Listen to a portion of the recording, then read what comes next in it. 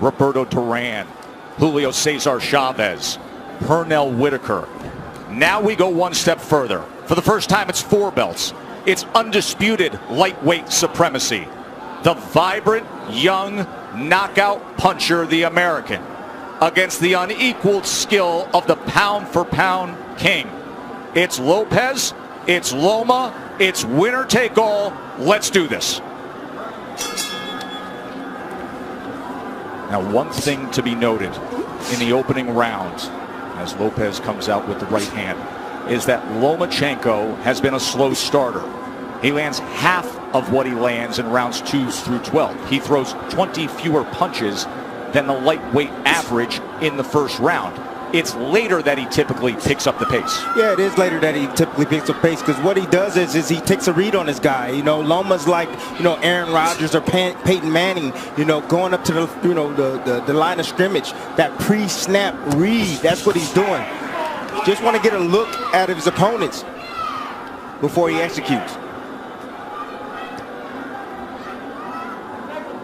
Like what Lopez is doing in this first round, he's getting that jab going. Oftentimes righties don't throw jabs against lefties, and that's a misnomer. The jab can land. Lopez hasn't really landed it, but he's getting himself in position to land other shots. Not only is it common to not see orthodox fighters do that against a southpaw, it's uncommon to have any productivity with the jab for Lopez. That's just not who he is. He looks for the right hand power punch.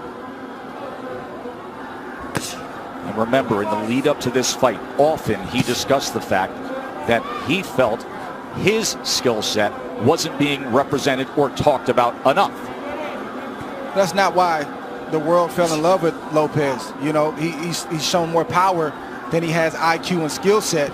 But he does have the skill and the ability to box with Loma, and we're seeing it right now. Halfway through round 1, this is exactly what we told you about Loma. About being a slow starter, about downloading the information and not firing off the way we typically see. He finds range. He gets distance calculated. I'll tell you one area where Lopez should attack, and it's the body of Loma, to slow down those legs. 1, 2, he has a big frame. For a small guy, he has a long torso. Go down to that body. You see how Loma keeps his hands up real high? Throw something up top and then drop something down to the body. There it is. And there is the right hand to the body from Teofimo Lopez. These are the rounds why Loma is downloading information Lopez can put in the bag right now.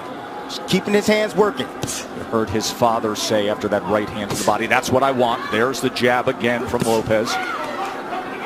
More jabs than we're used to seeing from him.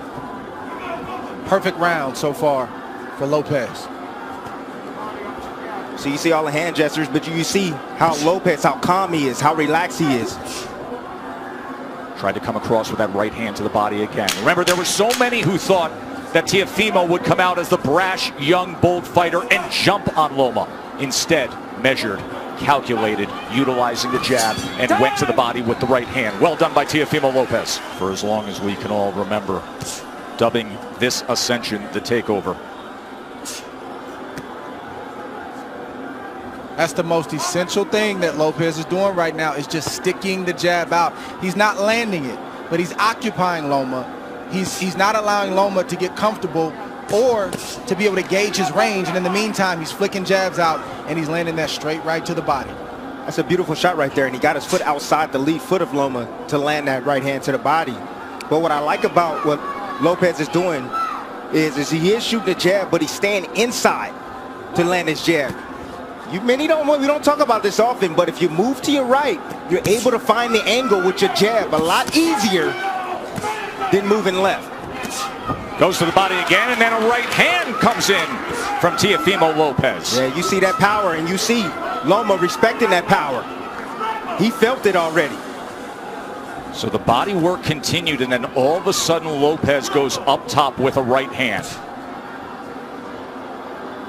I already started to see redness on a rib cage on the left side of Loma. Yes. He's going to touch to the body. Good work so far. 6 body connects for Teofimo Lopez early on here. It's going to take about 4 rounds for Loma to get acclimated. He's been out of the ring for about a year, 14 months or so. Longest career layoff. His last fight was in London. We were there ringside when he had a unanimous decision against Luke Campbell, a tall fighter, another guy who's more than naturally bigger man, and there were moments of success that night in London from Luke Campbell. Yes, it was, and that's what I saw. I saw that Luke Campbell, when he was able to establish distance outside, he was able to isolate the offense of loMcHEnko, just as you see here with Lopez. He's isolating the offense. Left hand from loMcHEnko. For the first time now, you see Lopez has to be concerned of crossing the threshold as the process that loMcHEnko goes through, the range finding, and he just pulled the trigger quickly with the left hand there. And they got Lopez's attention. So Lopez had the right hand early in round 2, and now loMcHEnko with a timed left hand moments ago.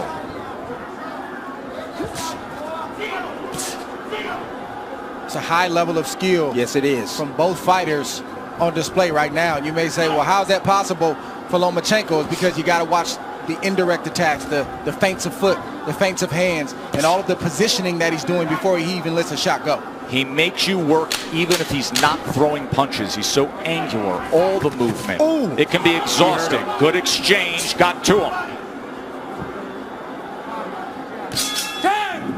So the last half of that second round, bank it for Vasily loMcHEnko. Round number 3 for the undisputed title. Lopez got real comfortable. You know, Loma didn't do much.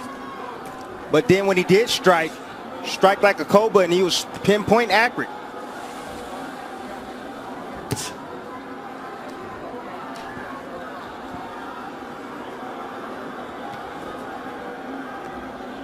You brought up how exhausting it can be with the non-punching activity. How Loma can outclass his opponents mentally. And for Lopez, this is not just a challenge of what you're up against physically, but staying focused every single second against a master craftsman. That can be so taxing, Dre. It's like Brady or Aaron Rodgers going to the line of scrimmage and audibling 2 or 3 times, and as a defense you get set and then they audible again, and then you get set and they audible again. It's very, very exhausting, and Lopez knows this coming in. He's watched loMcHEnko, so I believe he's prepared for that tonight. And then on the other side, Tim, if you're Teofimo, you know that Loma loves to fight with rhythm. He loves to conduct the orchestra of his fights. At some point, you have to find a way to be disruptive. You have to find a way to take full control and make him uncomfortable. You got to be a little bit aggressive to offset that rhythm, but he fades in and out of range. You know, that's why he's so effective. You know, you come in and see him, he stepped out of range right there, made Lopez miss, then he'll come back in range. It looks like you can hit him, and then he slightly gets out. Then he moves his head off to the side. You have to be alert, really alert, when you're in there against a sharpshooter like loMcHEnko.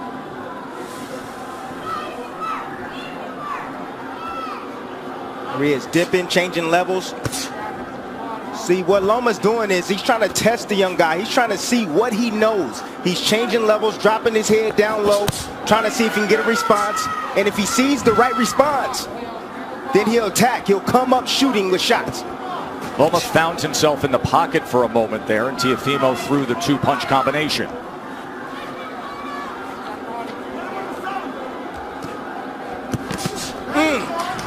That body shot lifted up loMcHEnko, tried to get away from it.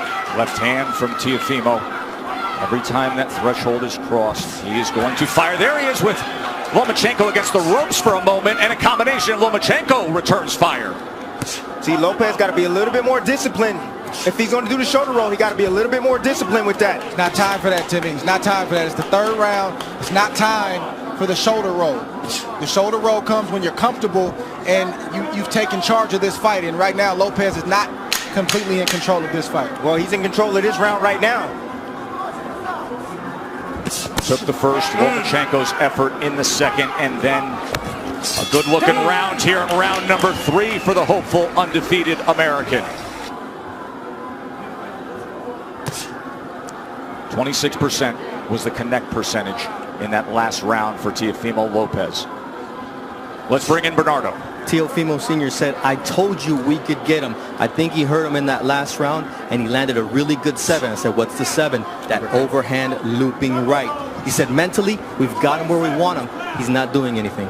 It's a big early statement, but it's a guy who is often very confident. His father, his trainer, who has molded him throughout his amateur career, throughout his pro career. Whole lot of trainer, whole lot of hype man. And Lopez is boxing good, like we've said, these first 4 rounds, but it's way premature to say that they've got Loma where they want him. It's a lot of fight left. Especially considering the way a typical loMcHEnko fight goes. That nice little jab over Lopez's jab. It's nice by loMcHEnko. I'm looking forward to seeing the uppercut from Lopez.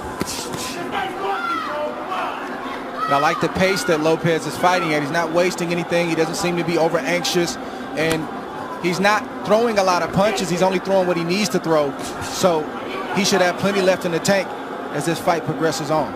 It's going to be about concentration, Dre. He's going to have to concentrate every second and every minute of this round. Yes, both fighters. Yes. Neither fighter can fall asleep for 1 second.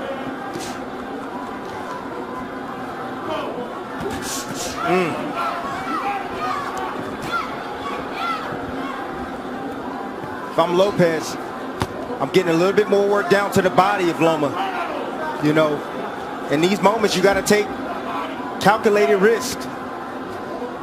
Loma's body's there. You got to step in and get ripped down to that body. Just missed with that right hand to the body, but he has been willing to throw to the body. Short exchange, short right hand. Did you see that uppercut right there? That's what I'm looking forward to seeing from Lopez. That right uppercut. I think one thing that's giving Loma some trouble right now is he didn't realize that Lopez was as quick and as fast as he is. He is twitchy. That is a big part of his success. It's not just pure power, God-given power. He has speed that creates timing, which results in power. Loma talked about the IQ of Lopez. He talked about the power of Lopez. He talked about the timing of Lopez, but he didn't mention the speed. He's realizing that Lopez has speed right now.